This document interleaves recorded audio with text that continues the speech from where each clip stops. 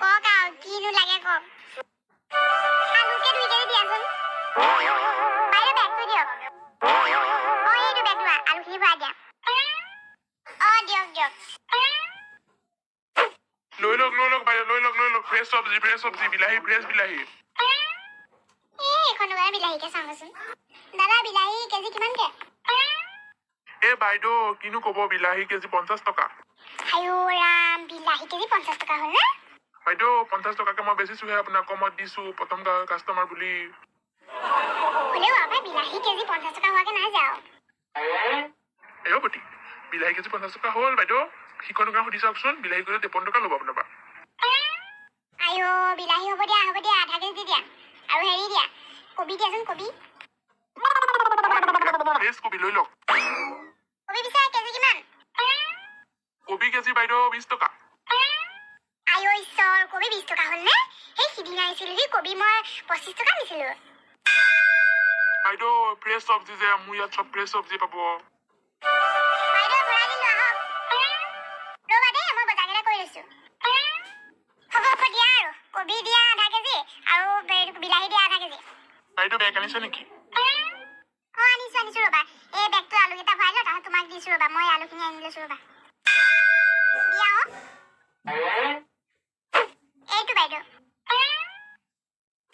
এইটো বেগ লোৱা ভৰাই দিয়া সঁচাকে দেই বজাৰত ইমান জুই চাই দাম শাক পাচলিবোৰৰ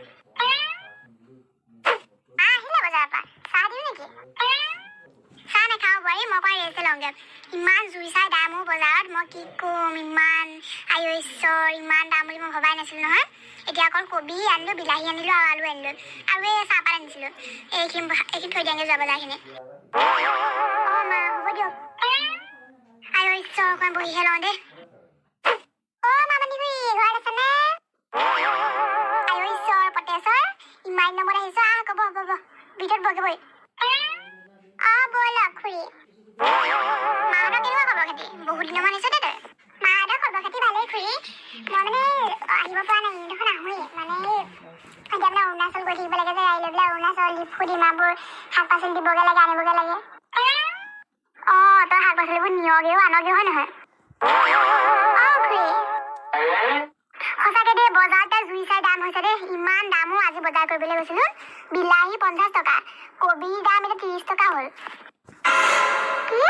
আপোনাৰ বেছি দাম ল'লে নহয় বিলাহী কিবা 45 টকা আৰু কবি আহি 22 টকাকেহে ন তাৰপৰা কেজি আৰু ঈশ্বৰ হয়নে